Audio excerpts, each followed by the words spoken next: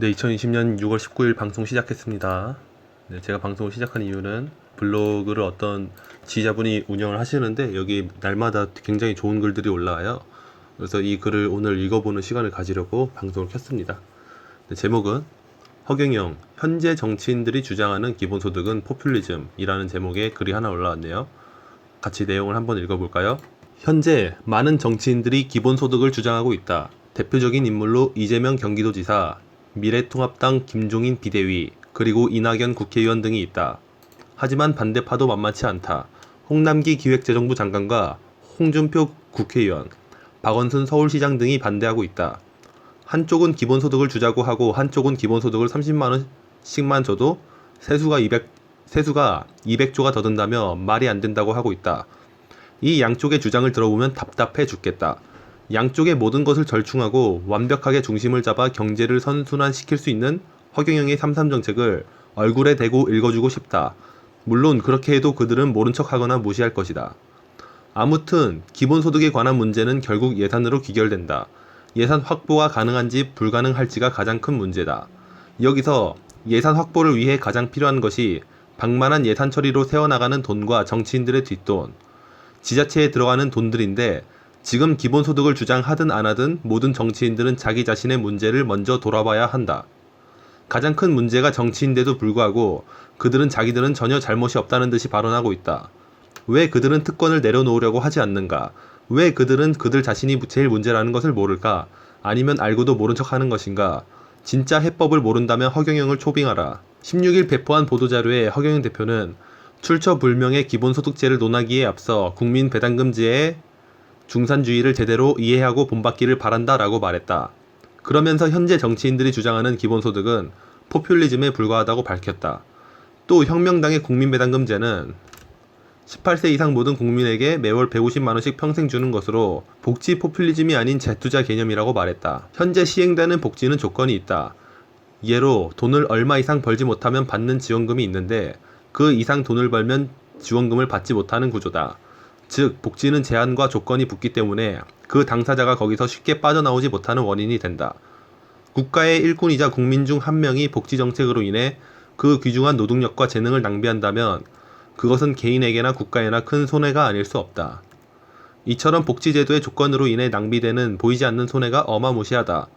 쉽게 설명해보자면 한 사람이 회사에 취직을 했다고 하자. 그렇다면 처음에 그 사람은 엄청 열심히 일을 한다. 회사에서 야근까지 하며 배울 것은 배우고 빡세게 일을 해서 결국에는 5시간에 하던 일을 1시간으로 줄여버렸다. 회사에 다니던 사람들이 하는 평균치로 된 것이다. 그렇다면 이제 거기에 시간이 남는다. 그 남는 기간에 무엇을 할까? 계속 발전하려는 사람은 더 클 것이고 머물려는 사람은 머물 것이다. 문제는 머무르려는 사람이 대부분이고 그 남은 시간을 어떻게 활용하느냐다. 안타깝게도 회사 특성상 그리고 인간의 편하라고 하는 특징에 따라 그 시간은 낭비되고 만다. 오히려 그 남는 시간에 어떻게 하면 더 쉽고 편하고 남을 이용하고 이득을 보고 손해를 안 볼까 고민한다.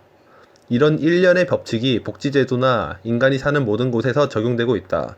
이렇게 보이지 않는 손해와 낭비가 엄청나다. 그런데 이런 부분을 인간들은 보려고 하지 않는다. 허경영 대표는 월 150만원씩 배당금을 줌으로써 모든 국민이 자신의 삶을 낭비하지 않고 오히려 즐겁고 신명나게 경제활동을 하고 자신의 자아실현을 계속하고 스스로를 발전시킬 수 있도록 해주겠다고 한다.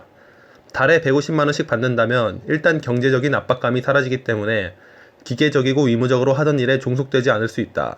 그럼으로써 남보다 이득을 보겠다는 마음이 점차 사라진다.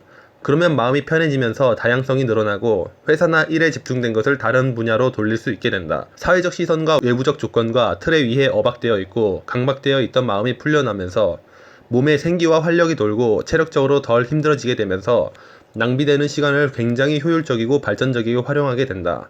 그것이 억지로 하는 것이 아니라 자발적이고 몇 번의 시행착오 끝에 그들 스스로의 특성에 맞게 찾아가지고 만들어진다.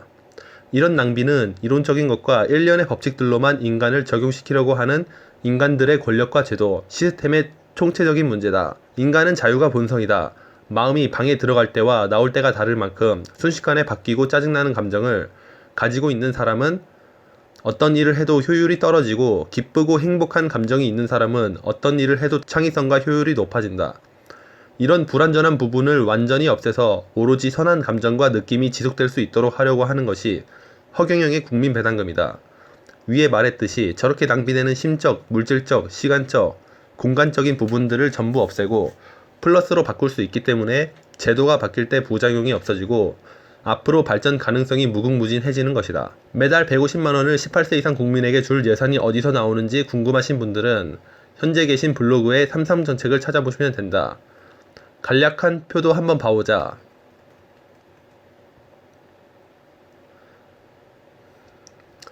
영상으로 더 자세히 알고 싶으시다면 밑에 있는 유튜브 링크로 들어가셔서 찾아보시면 된다. 모든 정책들이 거미줄처럼 연결되어 있어 모든 부분을 한 번에 해결하지 못하면 어떤 대책이든지 공연불이 될 수밖에 없다. 복잡하게 얽힌 모든 제도, 정책적 문제들을 한 번에 해결할 수 있는 국가혁명당 허경영의 삼삼정책 직접 알아보세요. 네, 이런 글이 올라왔습니다. 네이버 블로그에. 네, 그래서 글을 리뷰해보는 시간을 가져봤고요. 네, 여러분들도 이 네이버 블로그 많이 오셔서 공감이랑 댓글 한 번씩 부탁드리겠습니다. 근데 굉장히 글이 읽기 가독성 높고 굉장히 글을 잘 쓰시는 분이세요. 네, 모두 오셔서 공감이랑 댓글 눌러주시고 즐감해주시면 됩니다. 네, 오늘도 방송 봐주셔서 감사합니다.